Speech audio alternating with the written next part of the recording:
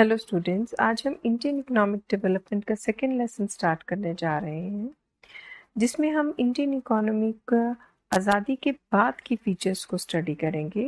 That is will be studying about the period between 1950 to 1990। जब हमारा देश आज़ाद हुआ तो हमें एक ऐसी इकोनॉमी विरासत में मिली जिसकी कंडीशन बहुत ही ख़राब थी। हमारे देश में गरीबी थी, एग्रीकल्चर स्टेगनेंट थी, इंडस्ट्रीज अंडर डेवलप्ड और पॉपुलेशन की प्रॉब्लम बहुत ज़्यादा बढ़ रही थी। बेसिकली हमें एक डेड इकोनॉमी मिली। सो ऐसी सिचुएशन में हमारे लीडर्स के सामने ये चूज करने की समस्या आई कि वो कौन सा इकोनॉमिक सिस्टम चूज करें जो कि हमारे देश के लिए सबसे सूटेबल हो। इकोनॉमिक सिस्टम एक ऐसा अरेंजमेंट है जिसके थ्रू देश की सेंट्रल प्रॉब्लम्स को सॉल्व किया जाता है। सेंट्रल प्रॉब्लम्स जैसे आपने माइक्रो इकोनॉमिक्स में लास्ट ईयर पढ़ा होगा, what to produce and in what quantity, how to produce and for whom to produce. What to produce means कौन से गुड्स की प्रोडक्शन की जाए, कंज्यूमर गुड्स की या प्रोड्यूसर गुड्स की, और कितनी क्वांटिटी में की जाए। इनकी प्रोडक्शन के लिए कौन सी टेक्निक का इस्तेमाल किया जाए, लेबर इंटेंसिव जिसमें लेबर का इस्तेमाल ज़्यादा होता है, या फिर कैपिटल इंटेंसिव जिसमें मशीनों का इस्तेमाल ज़्यादा होता है, एंड फाइनली किसके लिए प्रोडक्शन की जाए। ये जो प्रोडक्शन हम करेंगे वो फाइनली कौन कंज्यूम करने वाला है, ये फैसला हमें लेना होता है। सो इन समस्याओं को ध्यान में रखते हुए हमारे पहले प्राइम मिनिस्टर श्री जवाहरलाल नेहरू ने ये फैसला लिया कि वो मिक्स्ड इकोनॉमी को चूज करेंगे। उनके हिसाब से सोशलिस्ट इकोनॉमी जो है उसमें, जैसा कि रशिया में था, प्राइवेट प्रॉपर्टी की डेवलपमेंट नहीं हो पाती थी। प्राइवेट प्लेयर्स जो हैं उसकी कंट्रीब्यूशन इकोनॉमी में नहीं होती है।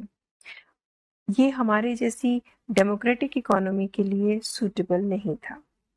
फिर दूसरी तरफ कैपिटलिस्ट इकोनॉमी में जो देश के लोग हैं, जो समाज है, उसकी वेलफेयर नहीं हो पाती।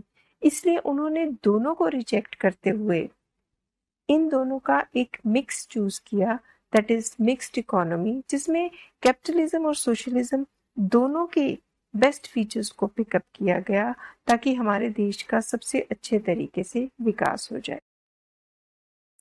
तो इसमें सबसे पहले हम कैपिटलिस्ट इकोनॉमी को स्टडी करेंगे। Capitalist economy is the economy in which all means of production are owned and controlled by the private sector, the private individuals.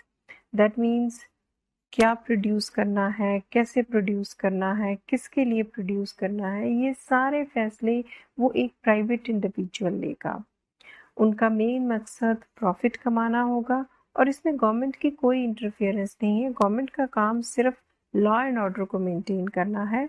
Production से जुड़ा कोई भी फैसला सरकार नहीं लेती है। इसमें जो भी प्राइवेट इंडिविजुअल होगा उसका सेल्फ इंटरेस्ट सबसे आगे होगा। He will not be concern with the interest of the society, that is social welfare की तरफ उसका ध्यान नहीं होगा। दूसरी इकोनॉमी आती है सोशलिस्ट इकोनॉमी। सोशलिस्ट इकोनॉमी में मीन्स ऑफ प्रोडक्शन सारे सरकार के कंट्रोल में होते हैं। इसमें प्रोडक्शन से जुड़े सारे फैसले, क्या बनाना है, कैसे बनाना है, किसके लिए बनाना है, ये सारे फैसले सरकार लेती है। इसमें सरकार का मेन मकसद सोशल वेलफेयर होता है, समाज का विकास होता है, सोसाइटी की डेवलपमेंट होती है। इसमें वो सबसे ऊपर सोसाइटी को रखती है, प्रॉफिट उसका मकसद नहीं होता है। यहाँ पे लोगों का विकास करते हुए देश की डेवलपमेंट करनी होती है। मिक्स्ड इकोनॉमी वो इकोनॉमी है जिसमें दोनों कैपिटलिस्ट और सोशलिस्ट दोनों का मिक्स आता है। मिक्स्ड इकोनॉमी वो इकोनॉमी है जिसमें means of production are owned and controlled by both private sector as well as the state. इसमें दोनों फैसले लेते हैं। जहाँ पे प्राइवेट सेक्टर की ओनरशिप होगी वहाँ प्रोडक्शन से जुड़े फैसले प्राइवेट सेक्टर लेगा, दैट इज क्या, कैसे और किसके लिए बनाना है। और जहाँ पे स्टेट ओनरशिप होगी वहाँ पर प्रोडक्शन से जुड़े फैसले सरकार लेगी। जहाँ प्राइवेट सेक्टर भी फैसला लेता है वहाँ भी गवर्नमेंट की इंटरवेंशन होती है। अगर सरकार को लगता है कि प्राइवेट सेक्टर के किसी फैसले से देश को या देश के लोगों को नुकसान हो रहा है तो वहाँ पे वो उसको रोक सकते हैं, उस पे कंट्रोल कर सकते हैं। प्राइवेट सेक्टर का मेन मोटिव सेल्फ इंटरेस्ट है, प्रॉफिट है, और गवर्नमेंट के कंट्रोल में मेन मकसद जो है वो सोशल वेलफेयर होगी, दैट इज इकोनॉमिक ग्रोथ, पूरे देश का विकास होगा।